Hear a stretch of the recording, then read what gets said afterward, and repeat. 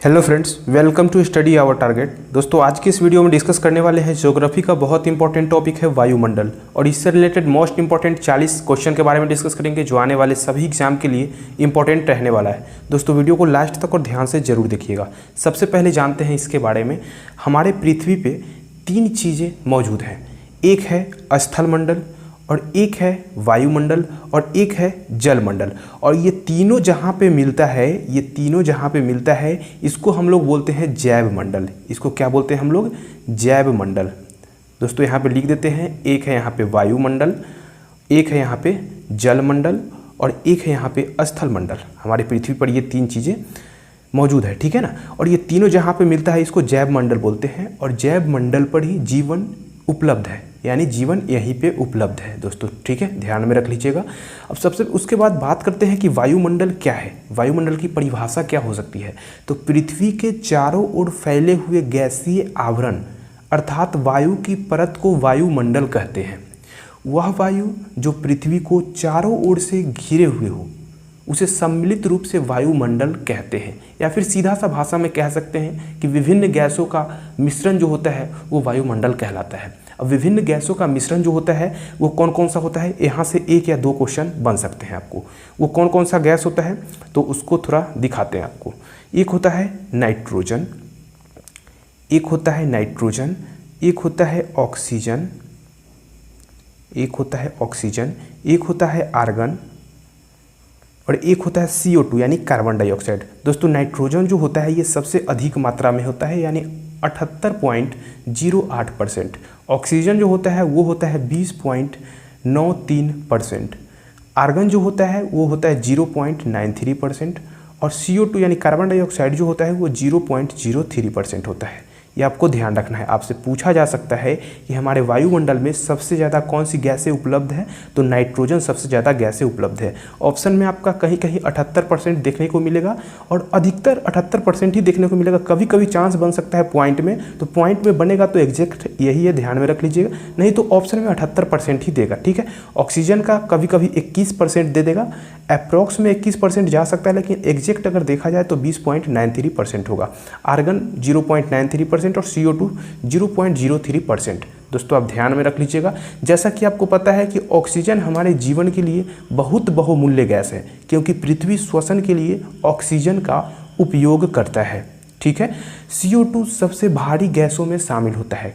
CO2 कहने का मतलब कार्बन डाइऑक्साइड जो है वो सबसे भारी गैसों में शामिल होता है, और भारी गैसों में शामिल होने के कारण पृथ्वी के सबसे निचले सतह में पाए जाते हैं, ठीक है ना। CO2 जो है पृथ्वी के सबसे निचले सतह में पाए जाते हैं, और यह सूर्य के प्रकाश को अवशोषित करने के लिए जाने जाते हैं। CO2 जो है ये सूर्य के प्रकाश को अवशोषित करने के लिए जाने जाते हैं। यही कारण है कि इसे ग्रीन हाउस गैसों की श्रेणी में रखा जाता है। CO2 को ग्रीन हाउस की गैसों की श्रेणी में रखा जाता है। पॉइंट बाई पॉइंट जो है ये आपका क्वेश्चन बन रहा है। आपसे क्वेश्चन एग्जाम में इस तरह से भी पूछा जा सकता है कि CO2 को किस श्रेणी में रखा जा सकता है, तो ग्रीन हाउस गैस की श्रेणी में रखा जा सकता है, ठीक है।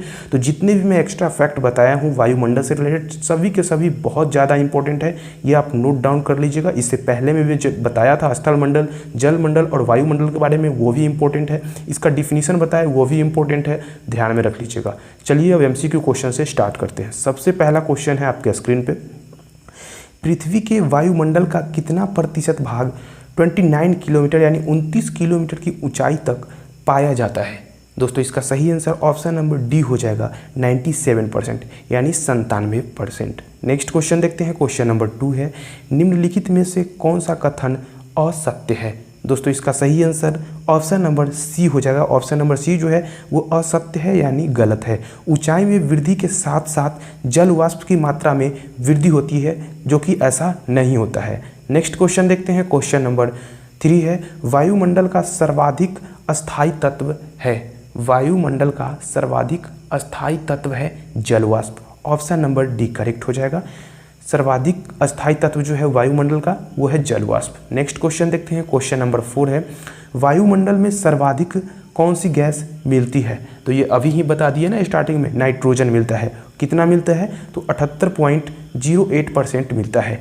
ऑक्सीजन जो मिलता है ये मिलता है 20.93% मिलता है। कार्बन डाइऑक्साइड जो मिलता है कार्बन डाइऑक्साइड 0.03% मिलता है। ठीक है, नेक्स्ट क्वेश्चन देखते हैं। क्वेश्चन नंबर 5 है, वायुमंडल में सर्वाधिक मात्रा में विद्यमान अक्रिय गैस कौन सी है? इसका सही आंसर हो जाएगा ऑप्शन नंबर ए, आर्गन। वायुमंडल में सर्वाधिक मात्रा में विद्यमान अक्रिय गैस, देखिए दोस्तों अक्रिय गैस की बात किया गया है इसलिए यहाँ पे आर्गन होगा।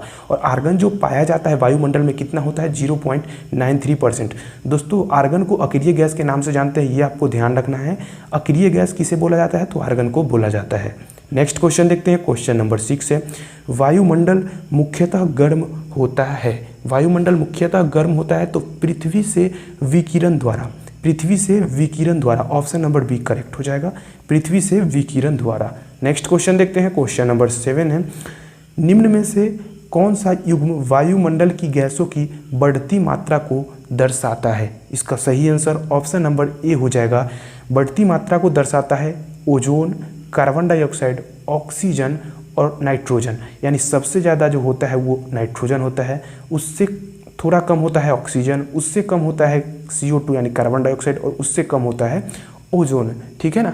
नेक्स्ट क्वेश्चन देखते हैं। क्वेश्चन नंबर 8 है, निम्नलिखित में से कौन सी गैस ग्रीन हाउस प्रभाव के लिए उत्तरदायी है? दोस्तों इसका सही आंसर ऑप्शन नंबर बी हो जाएगा, CO2। इसके बारे में तो पहले भी बता चुके हैं, आपसे एग्जाम में अगर पूछा जाएगा कि ग्रीन हाउस गैस की श्रेणी में किसे रखा जाता है तो CO2 को रखा जाता है। नेक्स्ट क्वेश्चन देखते हैं। क्वेश्चन नंबर 9 है, सूर्य की तीव्र किरणों द्वारा झुलसने से वायुमंडल की कौन सी गैस हमारी रक्षा करती है? इसका सही आंसर हो जाएगा option number C, ozone. Ozone जो है सूर्य की तीव्र किरणों द्वारा झुलसने से वायुमंडल की ओजोन गैस हमारी रक्षा करती है। नेक्स्ट क्वेश्चन देखते हैं। क्वेश्चन नंबर 10 है, पृथ्वी के वायुमंडल में पाई जाने वाली निम्नलिखित गैसों का सही अवरोही क्रम क्या होगा? दोस्तों इसका सही आंसर देखते हैं। इसका सही आंसर हो जाएगा, सबसे नंबर 1 में है देखिए नाइट्रोजन है, उसके बाद कार्बन डाइऑक्साइड है, उसके बाद ऑक्सीजन है, उसके बाद आर्गन है और उसके बाद 5 नंबर पे नियोन है। तो यानी सबसे पहले नंबर 1 पे क्या आता है? तो नंबर 1 पे नाइट्रोजन आता है, उसके बाद क्या आता है? ऑक्सीजन आता है और उसके बाद क्या आता है? उसके बाद आता है आर्गन और उसके बाद क्या आता है? उसके बाद आता है कार्बन डाइऑक्साइड और लास्ट में नियोन हो जाएगा। हम तो समझा ही चुके हैं ना, पहले समझा चुके हैं। नंबर 1 पे नाइट्रोजन आता है, इसका परसेंटेज 78.08% होता है। उसके बाद ऑक्सीजन आता है, इसका परसेंटेज होता है 20.93%। उसके बाद पहले नंबर पे नाइट्रोजन, दूसरे नंबर पे ऑक्सीजन, तीसरे नंबर पे आता है आपका आर्गन, तीसरे नंबर पे क्या आता है? आर्गन आता है। आर्गन का कितना होता है? तो 0.93% होता है। उसके बाद आता है कार्बन डाइऑक्साइड यानी CO2, इसका होता है 0.03% और लास्ट में जो बचता है जितने भी सबको ऐड करने पर 100% से कम होगा, आप ऐड करके देख सकते हैं। और बाकी जितने भी बचते हैं वो अन्य होता है, अन्य गैस होता है। तो उसमें नियोन 5वें नंबर पर यानी सबसे लास्ट में आ जाएगा। तो देखते हैं ऑप्शन में, 1 सबसे पहले, उसके बाद ऑक्सीजन यानी 3, उसके बाद आर्गन यानी 4, उसके बाद कार्बन डाइऑक्साइड यानी 2 और उसके बाद नियोन यानी 5। ऑप्शन नंबर सी करेक्ट हो जाएगा, ऑप्शन नंबर सी आपका मिल रहा है। नेक्स्ट क्वेश्चन देखते हैं। क्वेश्चन नंबर 11 है, भूपृष्ठ से परावर्तित अवरक्त विकिरण के अवशोषण द्वारा भूवायुमंडल के तापमान में वृद्धि की प्रक्रिया को क्या कहते हैं? दोस्तों इसका सही आंसर ऑप्शन नंबर सी हो जाएगा, ग्रीन हाउस प्रभाव कहते हैं। इस पर तापमान में वृद्धि की प्रक्रिया को क्या कहते हैं? तो ग्रीन हाउस प्रभाव कहते हैं। काफ़ी ज़्यादा इंपॉर्टेंट क्वेश्चन है, RRB 2005 का क्वेश्चन है। नेक्स्ट क्वेश्चन देखते हैं। क्वेश्चन नंबर 12 है, वायु में नाइट्रोजन का प्रतिशत कितना होता है? देखिए यहाँ पे वायु में नाइट्रोजन का प्रतिशत जो यहाँ पे दिखाया गया है, यहाँ पे 78.03% दिखाया गया है, लेकिन 78.08% एग्जैक्ट होता है, आप मालूम कर लीजिएगा कहीं से भी। लेकिन यहाँ पे दिखाया गया तो कोई दिक्कत नहीं, हम आपको पहले स्टार्टिंग में क्या बोल चुके हैं कि पॉइंट में आपका नहीं देगा, अगर पॉइंट में देगा भी तो मतलब लगभग में देगा, आपको कन्फ्यूज करने के लिए नहीं देगा कि 78.04, 78.05, 78.08 इस तरह से आपको कंफ्यूज करने वाला ऑप्शन नहीं दे सकता है, बिल्कुल नहीं दे सकता है। अगर देगा तो 78 पॉइंट से रिलेटेड एक ही ऑप्शन देगा, तो ऑप्शन नंबर यहाँ पे तो सी हो जाएगा, या फिर अगर देगा तो वो पॉइंट में नहीं देगा, सीधा 78% देगा। ठीक है, तो ऑप्शन को ध्यान में रखते हुए यहाँ पे 78.03% हो रहा है। यहाँ पे देख सकते हैं ऑप्शन में ऐसा कोई दिखाई नहीं दे रहा है। ठीक है, नेक्स्ट क्वेश्चन देखते हैं। ऐसे भी ये देख लीजिए एसएससी 2014 का क्वेश्चन है, एग्जाम का क्वेश्चन है। देखिए यहाँ पे डबल ऑप्शन 78 पॉइंट से कुछ दूसरा रिलेटेड नहीं बन रहा है, ठीक है ना, तो ऑप्शन नंबर सी करेक्ट हो जाएगा। नेक्स्ट क्वेश्चन देखते हैं, क्वेश्चन नंबर 13 है, सही उत्तर चुनिए जो कि वायुमंडल की परतों की क्रमबद्धता को दर्शाता है। तो इसका सही आंसर ऑप्शन नंबर बी हो जाएगा, परिवर्तन मंडल सबसे पहले, उसके बाद समताप मंडल आता है। सबसे पहले परिवर्तन मंडल आता है, उसके बाद समताप मंडल आता है, उसके बाद मध्यस्थल मंडल मध्यस्थ मंडल आता है, उसके बाद आयन मंडल आता है, उसके बाद आयतन मंडल आता है, ठीक है ना। ये आयन मंडल और ये आयतन मंडल है, ध्यान से देखिएगा, ऐसा नहीं समझिएगा कि दोनों आयन मंडल है, ठीक है ना। आयतन मंडल है और ये आयन मंडल है, तो सबसे नीचे आयतन मंडल आता है। नेक्स्ट क्वेश्चन देखते हैं, क्वेश्चन नंबर 14 है, वायुमंडल को क्षोभ मंडल, समताप मंडल आदि परतों में विभाजित करने का मुख्य आधार क्या है। दोस्तों इसका सही आंसर हो जाएगा ऑप्शन नंबर ए, तापमान। इसका मुख्य उद्देश्य क्या है, तापमान। नेक्स्ट क्वेश्चन देखते हैं, क्वेश्चन नंबर 15 है, क्षोभ मंडल की धरातल से औसत ऊंचाई लगभग कितनी है। दोस्तों इसका सही आंसर हो जाएगा ऑप्शन नंबर बी, 14 किलोमीटर। क्षोभ मंडल की धरातल से औसत ऊंचाई लगभग 14 किलोमीटर है, ठीक है। नेक्स्ट क्वेश्चन देखते हैं, क्वेश्चन नंबर 16 है, निम्नलिखित में से किस मंडल को संवहन मंडल भी कहा जाता है। इसका सही आंसर ऑप्शन नंबर ए हो जाएगा, क्षोभ मंडल को। क्षोभ मंडल को संवहन मंडल भी कहा जाता है, ठीक है ना। नेक्स्ट क्वेश्चन देखते हैं, क्वेश्चन नंबर 17 है, किस ऋतु में क्षोभ मंडल की ऊंचाई में वृद्धि हो जाती है। तो इसका सही आंसर ऑप्शन नंबर बी हो जाएगा, ग्रीष्म ऋतु में, ठीक है ना। ग्रीष्म ऋतु यानी गर्मी के दिन में जो है ये क्षोभ मंडल की ऊंचाई में वृद्धि हो जाती है। नेक्स्ट क्वेश्चन देखते हैं, क्वेश्चन नंबर 18 है, क्षोभ मंडल की धरातल से अधिकतम ऊंचाई है। क्षोभ मंडल की धरातल से अधिकतम ऊंचाई है तो 18 kilometre. Option number D correct हो जाएगा, 18 किलोमीटर। नेक्स्ट क्वेश्चन देखते हैं, क्वेश्चन नंबर 19 है, क्षोभ मंडल में तापमान की सामान्य ह्रास, यहाँ पे ह्रास हो जाएगा, ठीक है ना, सामान्य ह्रास की 1 डिग्री सेल्सियस प्रत्येक 166 मीटर हेतु होगा, 166 मीटर हेतु। ऑप्शन नंबर सी करेक्ट हो जाएगा। नेक्स्ट क्वेश्चन देखते हैं, क्वेश्चन नंबर 20 है, क्षोभ मंडल वायुमंडल का सबसे तप्त परत है क्योंकि यह पृथ्वी के पृष्ठ से तप्त हो जाती है, या पृथ्वी के पृष्ठ से क्या हो जाती है, तप्त हो जाती है। ऑप्शन नंबर सी करेक्ट हो जाएगा यहाँ पे। नेक्स्ट क्वेश्चन देखते हैं, क्वेश्चन नंबर 21 है, क्षोभ मंडल एवं समताप मंडल के बीच स्थित संक्रमण क्षेत्र को क्या कहा जाता है। स्थित संक्रमण क्षेत्र को क्या कहा जाता है, तो क्षोभ सीमा कहा जाता है। ऑप्शन नंबर बी करेक्ट हो जाएगा यहाँ पे, क्षोभ सीमा कहा जाता है। नेक्स्ट क्वेश्चन देखते हैं, क्वेश्चन नंबर 22 है, पृथ्वी के वायुमंडल का सर्वाधिक घनत्व कहाँ पर होता है। इसका सही आंसर ऑप्शन नंबर ए हो जाएगा, क्षोभ मंडल पर होता है। पृथ्वी के वायुमंडल का सर्वाधिक घनत्व यानी डेंसिटी जो होता है वो क्षोभ मंडल पे होता है। नेक्स्ट क्वेश्चन देखते हैं दोस्तों, क्वेश्चन नंबर 23 है, विविध जलवायु एवं मौसम दशाओं को बदलने वाली सभी महत्वपूर्ण वायुमंडलीय प्रक्रियाएं कहाँ घटित होती है। इसका सही आंसर ऑप्शन नंबर डी हो जाएगा, क्षोभ मंडल में। नेक्स्ट क्वेश्चन देखते हैं, क्वेश्चन नंबर 24 है, क्षोभ मंडल कहने का मतलब है ट्रोपोस्फेयर वायुमंडल का निचला स्तर है जिसकी ऊंचाई भूमध्य रेखा पर होती है 10 मील तक। ऑप्शन नंबर ए करेक्ट हो जाएगा, 10 मील तक होती है। नेक्स्ट क्वेश्चन देखते हैं, क्वेश्चन नंबर 25 है, मेघगर्जन वायुमंडल की किस परत में होता है। मेघगर्जन जो होता है वो वायुमंडल की किस परत में होता है, तो क्षोभ मंडल में होता है। काफ़ी ज़्यादा इंपॉर्टेंट पॉइंट है, ये तो किसी एग्जाम में नहीं पूछा गया लेकिन VVI मार्क कर लीजिएगा, यानी वेरी इंपॉर्टेंट, ये नेक्स्ट एग्जाम में जरूर पूछा जाएगा। मेघगर्जन वायुमंडल की किस परत में होता है, तो क्षोभ मंडल में होता है। आपको क्वेश्चन देखने से नहीं लग रहा होगा कि इंपॉर्टेंट क्वेश्चन है, आने की संभावना अधिक है। नेक्स्ट क्वेश्चन देखते हैं, क्वेश्चन नंबर 26 है, परिवर्तन मंडल या क्षोभ मंडल में तापमान ऊंचाई के साथ क्या होता है, घटता है। ऑप्शन नंबर ए करेक्ट हो जाएगा। परिवर्तन मंडल या क्षोभ मंडल में तापमान जो है ऊंचाई के साथ धीरे धीरे घटेगा तापमान, ठीक है ना। नेक्स्ट क्वेश्चन देखते हैं, क्वेश्चन नंबर 27 है, समताप मंडल यानी स्ट्रेटोस्फेयर है, तो इसका सही आंसर हो जाएगा ऑप्शन नंबर डी, क्षोभ सीमा के ऊपर स्थित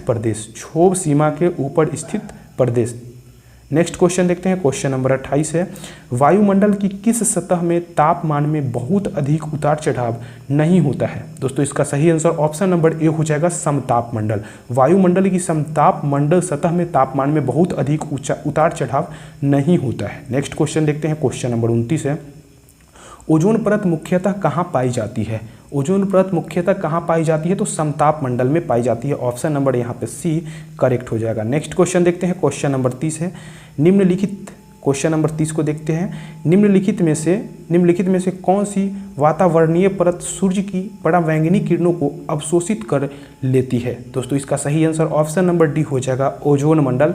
काफ़ी ज़्यादा इंपॉर्टेंट क्वेश्चन है, एसएससी 2013 में पूछा गया क्वेश्चन है। नेक्स्ट क्वेश्चन देखते हैं, क्वेश्चन नंबर 31 है, समताप मंडल को जेट विमानों की उड़ानों के लिए आदर्श माना जाता है क्योंकि समताप मंडल को जेट विमानों की उड़ानों के लिए आदर्श माना जाता है क्योंकि, आगे भी ऑप्शन है देख लेते हैं, ऑप्शन नंबर डी हो जाएगा यहाँ पे, इस परत में बादल तथा अन्य मौसमी घटनाएं नहीं होती है। ठीक है ना, इस परत में बादल तथा अन्य मौसम की घटनाएं नहीं होती है, इसलिए समताप मंडल को जेट विमानों की उड़ान के लिए आदर्श माना जाता है। नेक्स्ट क्वेश्चन देखते हैं, क्वेश्चन नंबर 32 है, समताप मंडल के संबंध में निम्न में से कौन सा कथन असत्य है, यानी निम्न में से कौन सा कथन गलत है?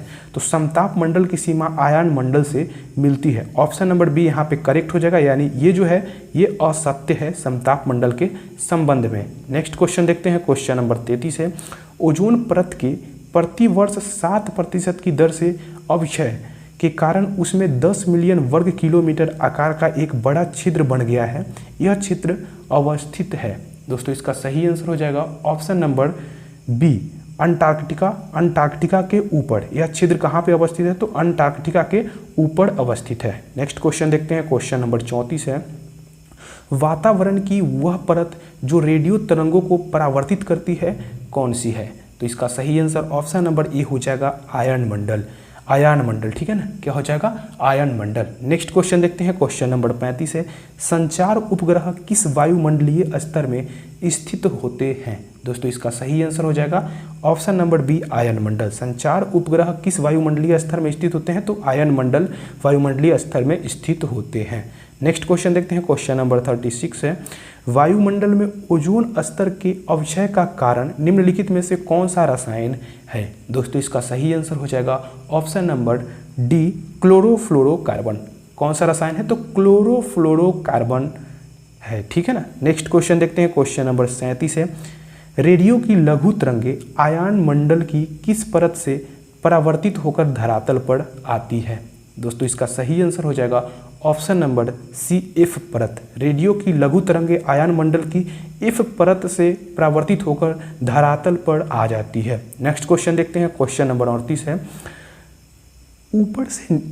ऊपर से नीचे की ओर वायुमंडल की विभिन्न परतों की सीमाओं का कौन सा क्रम सही है? दोस्तों इसका सही आंसर हो जाएगा option number A, option number A सही हो जाएगा, मैग्नीटोपॉज, मेसोपॉज, स्ट्रेटोपॉज और ट्रोपोपॉज, ठीक है ना। ऑप्शन नंबर ए यहाँ पे करेक्ट हो जाएगा, ये क्रम जो है ये सही हो जाएगा परतों की सीमाओं का, ठीक है ना।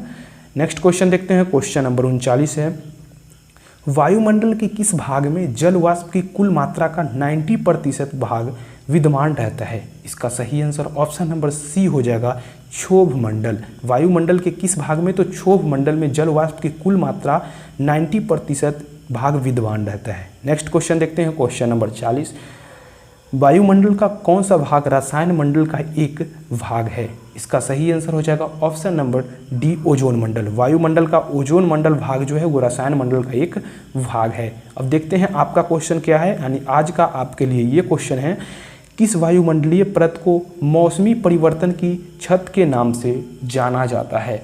ऑप्शन देख लेते हैं, समताप मंडल, ऑप्शन बी में है क्षोभ मंडल, ऑप्शन सी में है आयन मंडल और ऑप्शन डी में है मध्य मंडल। ये चारों ऑप्शन में से क्या होगा करेक्ट आंसर? आप अपना कमेंट में जरूर बताइएगा। अगर वीडियो पसंद आया होगा तो एक लाइक जरूर कर दीजिएगा। चैनल पे नए हैं तो सब्सक्राइब कर साथ में नोटिफिकेशन बेल को प्रेस कर लीजिए, क्योंकि डेली शाम में इस चैनल पर मेरा 6 बजे यानी 6 PM यानी 6 बजे शाम में मेरा वीडियो अपलोड होता है। तो चलिए फिर मिलते हैं नेक्स्ट वीडियो में नेक्स्ट टॉपिक के साथ। Bye bye, take care.